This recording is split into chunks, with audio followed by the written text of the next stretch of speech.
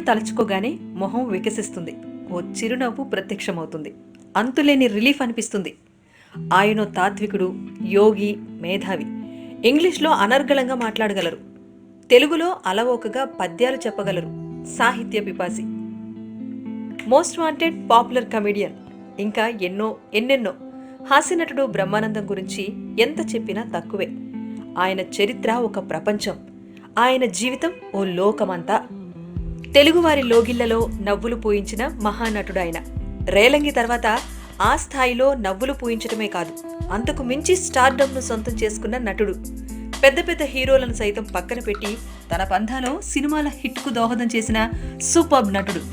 కోట్లాది అభిమానులను సొంతం చేసుకున్న ఎందరో సెలబ్రిటీలకు ఫేవరెట్ బ్రహ్మానందం.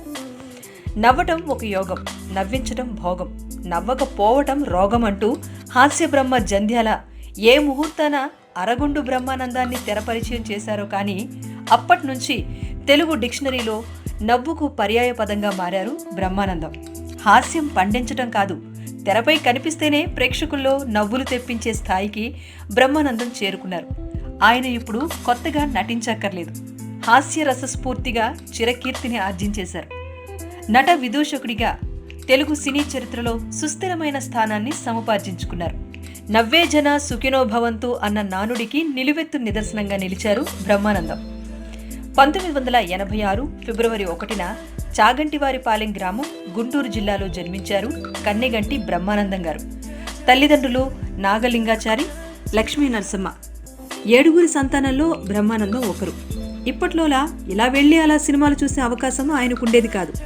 ఉమ్మడి కుటుంబంలో మధ్యతరగతి జీవితాన్ని సాగిస్తున్న ఆ ఇంట్లో ఆర్థిక సమస్యలతో పాటు జనాభా కూడా ఎక్కువే. అమ్మ అప్పుడప్పుడు ఇరుగు పొరుగుల్ని అనుకరిస్తూ మాట్లాడే హాస్యోక్తులే తనకు వినోదం. తండ్రి రంగస్థల నటుడే అయినా సీరియస్ ప్రొఫెషన్ ఏమీ కాదు. తల్లిదండ్రులు అనుకున్న కొద్దో గొప్ప కళాభిరుచి తనకు అబ్బిందేమోనని బ్రహ్మానందం భావిస్తారు. బాల్యంలో మారం చేయకుండా బడికి బుద్ధిగానే వెళ్ళిన, SSLCలో గట్టిగానే పాస్ అయిన, చిన్న తప్పులు చేసిన తండ్రి నుంచి బుద్ధి తక్కువ వాడు అంటూ చివాట్లు తప్పేవి కాదు. అయితే తెలివి తక్కువ వాడిని మాత్రం ఆయన ఎన్నడూ అనలేదంటారు. చదువుతున్నప్పుడే మిమిక్రీ చేయటం, సాంస్కృతిక బృందాల్లో చురుగ్గా పాల్గొనటం అలవాటైందంట. ఆ భూమిని భీషణ వాక్యాలు నీకు ప్రళయకాల మేఘ గర్జితములై నీ గుండెలను తొత్తునీళ్లు చేయుచున్నవి. సత్తెనపల్లి శరభయ్య హైస్కూల్లో విద్యాభ్యాసం. తండ్రి మిత్రుడు ఆంజనేయులు సహకారంతో భీమవరం DNR కాలేజ్లో ఇంటర్, డిగ్రీ కూడా పూర్తి చేశారు. గుంటూరు PG సెంటర్లో తెలుగు సాహిత్యంలో MA పట్టా అందుకున్నారు. 1985లో దూరదర్శన్లో వచ్చిన పకపకలు కార్యక్రమంలో ఓ చిన్న ఛాన్స్ వచ్చింది. ఈ కార్యక్రమానికి మంచి స్పందన రావడంతో ఎక్కడికి వెళ్లినా బ్రహ్మానందాన్ని గుర్తుపెట్టేవారు. ప్రముఖ దర్శకుడు జంధ్యాల దర్శకత్వంలో వచ్చిన అహనా పెళ్ళంట తన కెరీర్ని ఓ మలుపు తిప్పింది. పాడే మీద పైసలేరుకునే వెధవ, పోతావరే పోతావు, నాశనమైపోతావు అంటూ యజమాని పీనాసితనాన్ని బాహాటంగా కక్కలేక తనలోనే అగ్గి బుగ్గైపోతూ ఆక్రోశాన్ని దిగమింగుకునే అరగుండు పాత్రతో అద్భుతంగా నటించారు. అరగుండు వెధవ అని కోటతో తిట్టించుకున్న ఈ పాత్రే బ్రహ్మానందం తన హాస్య నట విశ్వరూపాన్ని ప్రదర్శించేలా చేసింది. జంధ్యాల దర్శకత్వం వహించిన చంటబ్బాయి సినిమా నిర్మాణ సమయంలో చిరంజీవికి బ్రహ్మానందాన్ని పరిచయం చేశారు. పసివాడి ప్రాణం చిత్రంలో చిన్న పాత్ర ఇచ్చారు. నిర్మాత రామానాయుడు చిరంజీవిని తన జీవితంలో మర్చిపోలేను అంటారు బ్రహ్మానందం. అప్పట్నుంచి ఇప్పటి వరకు ఆయన ప్రస్థానం అప్రతిహతంగా సాగిపోతోంది. ఏడాదికి 35 సినిమాల్లో నటిస్తూనే వెళ్లారు. సినిమాల్లో ఆయన అలవోకగా మాట్లాడిన మాటలు జనంలోకి వెళ్లిపోయాయి. అవి ఊతపదాలుగా మారాయి కూడా. వాటిలో మోస్ట్ పాపులర్ అయిన డైలాగులు ఇవే. నువ్వు నాకు నచ్చావులో రకరకాలుగా ఉంది మాస్టరు అని బ్రహ్మానందం వేసిన డైలాగులు ఇప్పటికీ జనంలో ఓ నానుడిగా మారిపోయాయి. మనీ చిత్రంలో హీరోగా నటించిన ఆయన తన ప్రతాపాన్ని చూపించారు. ఖాన్తో గేమ్స్ ఆడకు, శాల్తీలు లేచిపోతాయని బ్రహ్మి అంటూ ఉంటే జనం సీరియస్గా చూడాల్సింది పోయి నవ్వులతో ఊగిపోయారు. పట్టుకోండి చూద్దాంలో దొరికాడా ఏసేయండి జఫా. ధర్మచక్రంలో ఇరుకుపాలెం వాళ్ళంటే ఎక్సెక్కగా ఉందా అంటారు. దూకుడులో నా పర్ఫార్మెన్స్ మీకు నచ్చితే SMS చేయండి. డి సినిమాలో చారీ పాత్ర ఎప్పటికీ మర్చిపోలేం. నన్ను ఇన్వాల్వ్ చేయకండి రావు గారు అంటూ బ్రహ్మానందం తన నటనను పీక్ స్టేజ్లోకి తీసుకువెళ్లారు. తండ్రికి తగ్గ తనయుడు అనిపించుకున్న ఈ అరుదైన నటుడు మంచి శిల్పి కూడా. తండ్రి చదువరి కావడంతో పుస్తకాలు చదవటం హాబీగా మారింది. అహనా పెళ్ళంట చిత్రంలో ప్రదర్శించిన నటనకు 1987లో తొలి నంది పురస్కారాన్ని అందుకున్నారు. మనీ, అనగనగా ఒకరోజు, అన్న, వినోదం చిత్రాలకు కూడా నంది అవార్డులు దక్కాయి. 5 కళాసాగర్, 9 వంశీ బర్క్లీ, 10 సినీ గోయర్స్ అవార్డులు, 8 భరతముని పురస్కారాలు, రాజీవ్ గాంధీ సద్భావన అవార్డు, ఆట, Singapore, London Dockers, Arab Emirates, Australia Telugu associations వారి సత్కారాలు, షోలాపూర్, ఢిల్లీ తెలుగు అకాడమీల నుంచి సన్మానాలు పొందారు. వివిధ భాషల్లో 1000కి పైగా సినిమాలను ఎప్పుడో దాటేశారు. ప్రపంచంలో హాస్య నటుల్లో ఇన్ని సినిమాలు పూర్తి చేసిన నటుడు ఇంకొకరు లేరు. ఇదో రికార్డ్. అందుకే గిన్నీస్ బుక్ ఆఫ్ వరల్డ్ రికార్డ్స్లో చోటు దక్కించుకున్నారు. లెక్కలేనన్ని అవార్డులు, పురస్కారాలు అందుకున్నారు. భారత ప్రభుత్వం పద్మశ్రీతో సత్కరించింది. 5 నందులు, ఫిల్మ్ఫేర్ అవార్డు, 3 సైమా పురస్కారాలు అందుకున్నారు.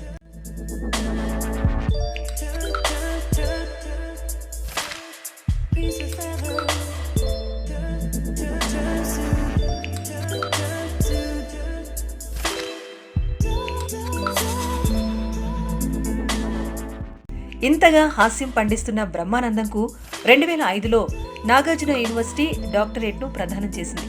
విజయవాడ విశ్వబ్రాహ్మణ సంఘం స్వర్ణగండ పిండేరాన్ని, పద్మవాహన సంస్థ బంగారు పథకాన్ని, సత్తెనపల్లి ఫ్రెండ్స్ క్లబ్ వారు స్వర్ణహస్త కంకణాన్ని బహుకరించారు. రేలంగి, రాజుబాబు, చలం, అల్లు, సుత్తి వీరభద్రరావు పేరిట నెలకొల్పిన పురస్కారాలన్నీ కైవసం చేసుకున్న ఘనత బ్రహ్మానందందే.